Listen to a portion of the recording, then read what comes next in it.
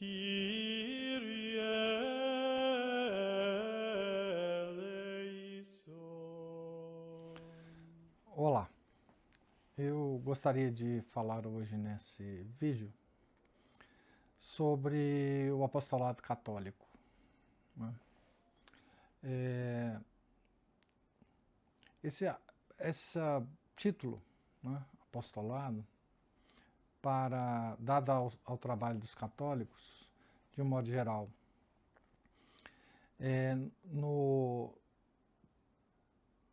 na tentativa da conversão das pessoas para a igreja, me causa um certo desconforto, porque me lembra a terrível responsabilidade que é fazer esse trabalho, né? Me lembra os apóstolos, né?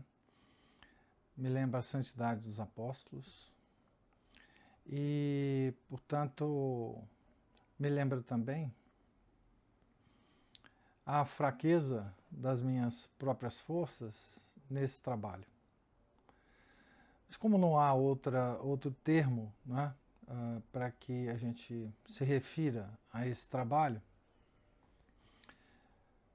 nós usamos esse nome, apostolado, não é isso? A primeira coisa que eu gostaria de dizer é que, do ponto de vista pessoal, eu encaro como o princípio do apostolado aquela admoestação de São Pedro, né, de que nós, católicos, temos o dever de responder às pessoas a razão e a fonte da nossa esperança. Não é isso? E esse é o primeiro dever que me toca enquanto católico. A segunda coisa que eu gostaria também de dizer é que o apostolado ele tem muito mais a ver com exemplos de vida católica do que exatamente com o discurso. Eu não estou dizendo que o discurso não sirva para convencer as pessoas, para converter as pessoas. O que eu estou dizendo é que o exemplo é uma maneira muito mais eficiente de conversão das pessoas do que propriamente as palavras, não é isso? Lembro que a conversão do Império Romano, não é isso? Nos primeiros séculos, se deveu muito mais ao exemplo dos cristãos que habitavam o Império do que propriamente da extraordinária doutrina que estava sendo desenvolvida pelos padres da Igreja à época, não é isso? O exemplo dos mártires sendo comido pelos leões no Coliseu, o exemplo das crucificações, o exemplo, enfim, dos sofrimentos que os cristãos passavam, foi uma maneira muito mais efetiva de ganhar milhões de almas, de salvar milhões de almas, de ganhar milhões de almas para a Igreja verdadeira. E muito mais, creio eu, do que aqueles textos maravilhosos dos padres da Igreja, que nos servem hoje e serviram também na época, né, de inspiração. Então, o exemplo de vida católica, me parece que naquela época e em todas as épocas, é o centro do apostolado. Não é isso? Ninguém que não demonstre com exemplos a sua fé pode pretender converter as pessoas, não é isso? A terceira coisa que eu quero dizer é que, pessoalmente,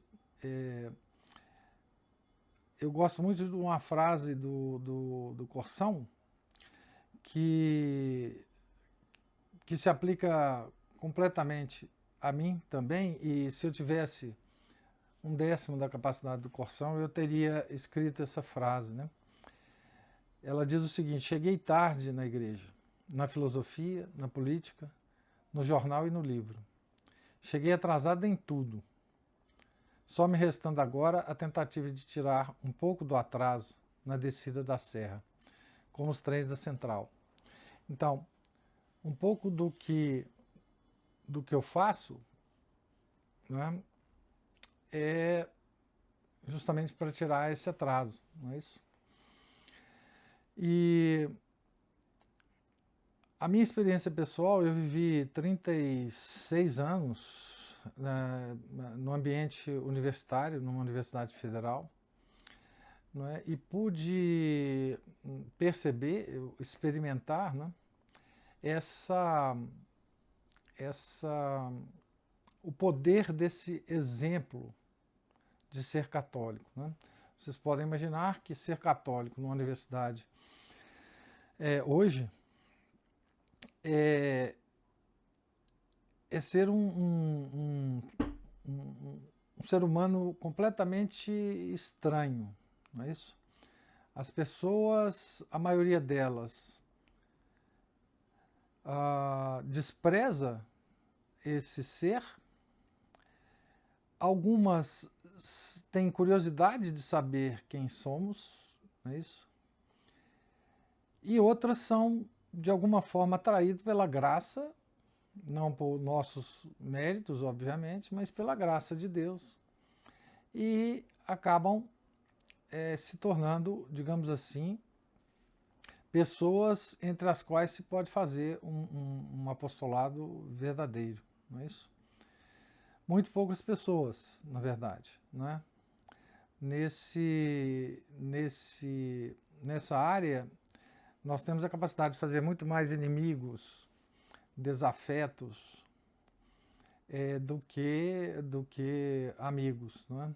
Principalmente porque agora, ao contrário da antiguidade, né, os católicos vivem não entre pagãos, como na antiguidade, mas nós vivemos realmente entre pessoas anticristãs, não é isso?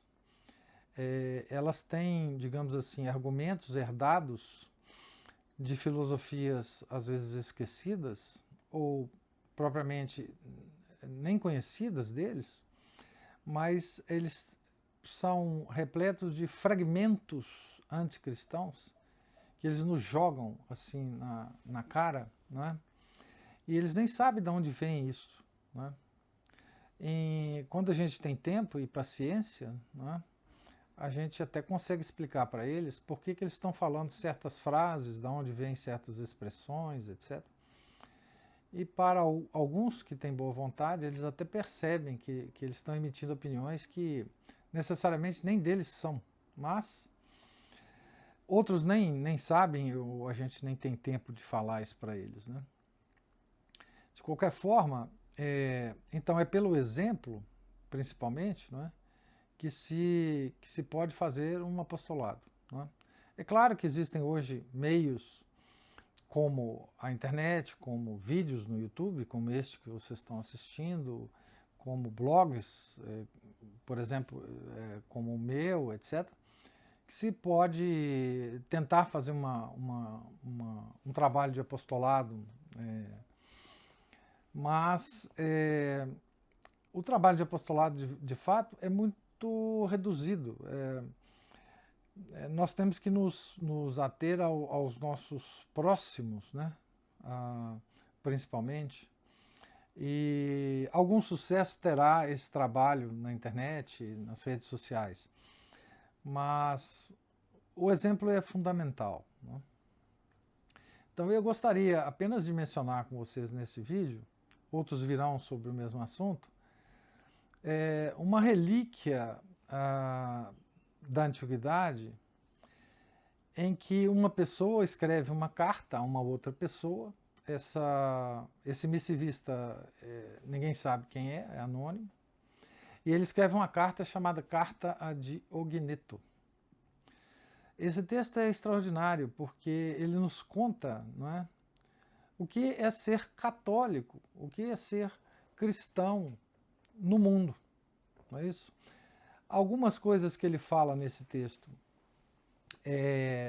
não se aplica ao que nós vivemos hoje, porque nós vivemos uma era, como eu disse, anticristã.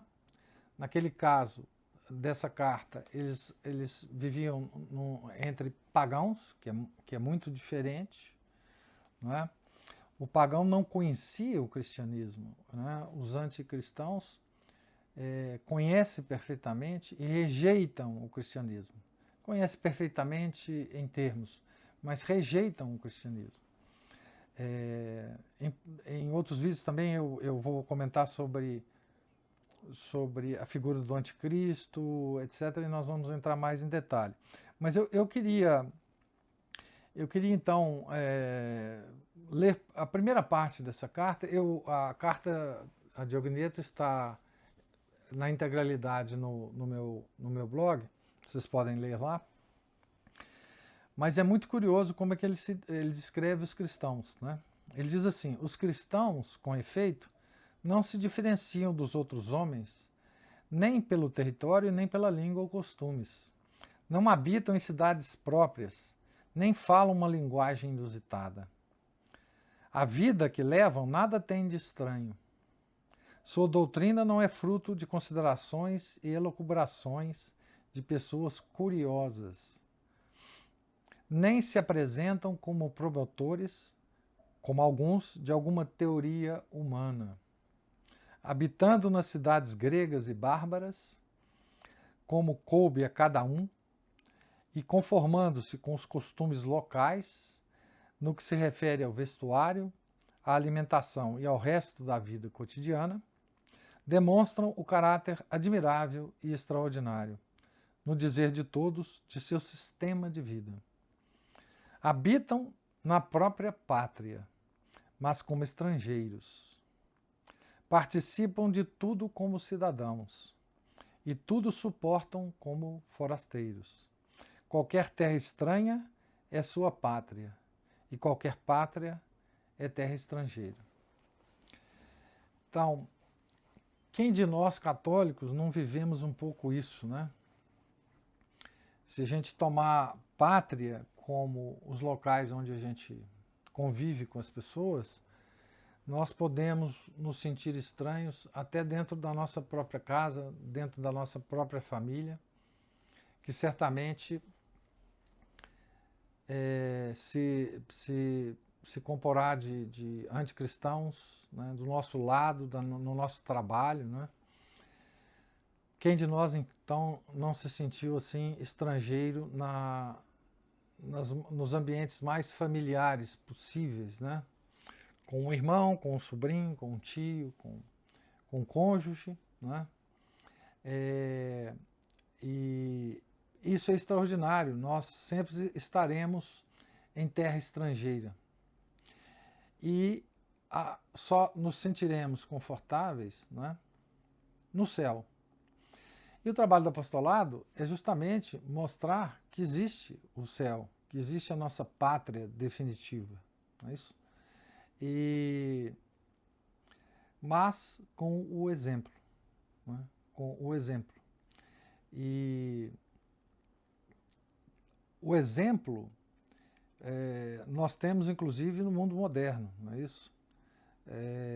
Exemplo de pessoas que sofrem como católicos e dão testemunhos desse sofrimento, dão testemunhos dessa paciência em relação ao sofrimento, dão testemunhos de humildade perante as situações da vida, e é esse testemunho que deve ser a parte principal desse apostolado.